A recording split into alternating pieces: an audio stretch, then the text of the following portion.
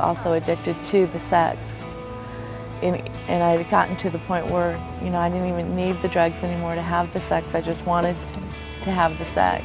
I need help because I got involved in a lifestyle that was very unattractive.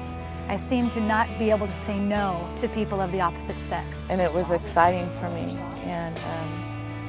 but afterwards it always made me feel... I can remember at its worst, at its very worst, I can remember going to a party the night before, getting drunk and blacking out, and waking up the next morning to someone that I barely knew. It came to be where I liked it more and more. Each new thing, like having sex in public, was the next, new exciting thing, or having multiple partners at the same time was the next new thing. As we walk to work, do our shopping, or jog through a park, we can't help but notice people from all walks of life. Some suffer in a visible way, while others suffer silently. Their suffering goes unnoticed by passerbyers. 1 out of every 6 women, including Christians, struggles with an addiction to pornography. Sex addiction in women is very much like sex addiction in men. There are some different presentations. I think one of the misconceptions about this term sex addiction that skews our thinking about it is that we like to separate, sex addict versus love or relationship addict. I'd rather be a love addict. It just kind of sounds sweet and southern. But ultimately, the dynamics are all the same. And I think the best way to conceptualize this is sex addiction is an umbrella term. The same way alcoholism is an umbrella term. We don't talk about a beer addict or a Jack Daniels addict or a champagne addict. They're all just alcoholics. And sex addicts are the same thing. That there are these different flavors. There's the love or relationship addict, that's going from man to man to man, partner to partner, affair to affair. Sure, women do that, but women also are addicted to visual pornography, to masturbation, to anonymous kinds of sex, and all of these are part of sex addiction. I think the label is so awful. Sex addict, it's just awful, especially for women that we react against it, and we'd like to find a softer term. It's a wrong term to start with. This isn't about sex. Those of us who struggle know that. It's not about sex, even if you're having anonymous sex all over the place. It's about things that are much deeper. So the term's a misnomer. It actually should be intimacy disorder. But sex addiction is the one that we're stuck with. And I think it's helpful if we realize that that term, as awful as it is, describes all of us. We are more alike than we are different. Sure, women frequently are romance addicts. I'm not in it for the relationship, I'm in it for the chase. I want those hits of some guy saying, hey, aren't you wonderful, or the power that comes in that. Sure, women struggle with that, including Christian women. When I was 13, 14 years old, I went through a very traumatic event. I was date raped, and as a result, carried that with me for years and didn't tell anybody what had happened. And part of that is because most victims don't realize, they believe that it's their fault. And I certainly believe that about myself. It was during those dark years, for about a 5-year period of time, that again, I struggled so much with my identity and finding out how to say no and how to say yes. And I really didn't know how to say no to the opposite sex. And I can remember at its worst, at its very worst, I can remember going to a party the night before, getting drunk and blacking out, and waking up the next morning to someone that I barely knew. And I remember my mom actually knocking on the hotel door, and I'm opening up the door, and she's seeing me there. And I was so humiliated and filled with so much shame. All I could think of was, I am really lost, and I am very, very ashamed of my mom, who loves me, seeing me like this.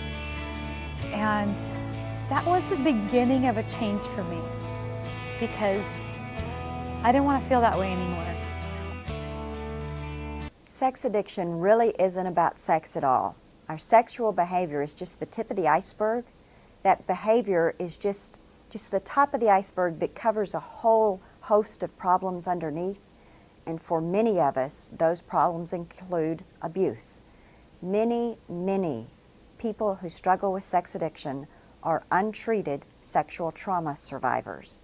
We know that in our culture today, at least 1 out of 3 females, 1 out of 5 males are going to be sexually abused by the time she or he is 18 years old. I mean, that's an epidemic. It's everywhere. And another topic that, especially within the church, we're not talking about.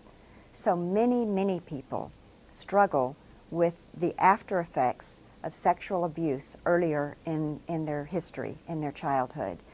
And why does that make such a difference? Because like nothing else, sexual abuse confuses that line between sex and love, between sex and violence, between sex and fear, between sex and survival. Sometimes, I have to be sexual with this person, this parent, because this is the one that's taking care of me. And my survival depends on remaining in relationship with this person. It's enormously confusing. So I remember the first time that I was molested, I was quite young. I think I must have been around 4 or 5, and I don't even know who the molester was, but I remember that that there was some penetration with a foreign object. As I got a little bit older, I was about 5 or 6. One of my older brothers started, molesting me. He wasn't that much older than me, and so as I got older and I look back on it, it kind of seemed like, well, maybe it was just childhood stuff.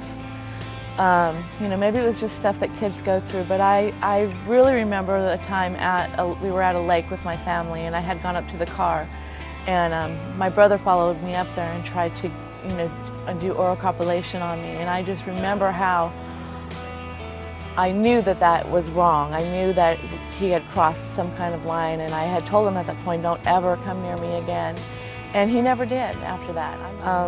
Then as I was becoming into adolescence, years later, it happened again with another family member, and I just remember how I felt like it was my fault, like, maybe I shouldn't have been going, maybe I should have covered up better from when I got from the bathroom to the bedroom. I didn't want to feel that way anymore. And God put in my heart, He's put in every single human's heart, a desire to know Him and to be loved by Him, and I was searching for that. Little did I know it was in His hands. It was through His Son, Jesus Christ. And that is what ultimately changed me and what healed me. And I am before you today someone who is 100% whole and 100% healed and has zero amount of shame, and it can change through the blood of Jesus Christ and through taking the steps you need to take to get the healing that you need, no matter what that is. Just be willing to commit yourself to the process, or someone that you know who needs healing, to say, are you willing to do whatever it takes to get healed? Because if you are, you'll get healed. And Jesus is the first step in that process. The women out there want to know, can they be set free? And how would they go about that? You can be set free, but not on your own power. Only through the grace of God can you be set free. And for me, what I did is, I started going to church. I started asking God for forgiveness, and 12-step programs really helped, both because it's a place to go where there's people that are just like you, a place where you can go and be accepted, where you don't have to feel ashamed, and where there's other people working on getting through some of the emotional baggage from their past and getting rid of some of these things that attach themselves to us in our lives.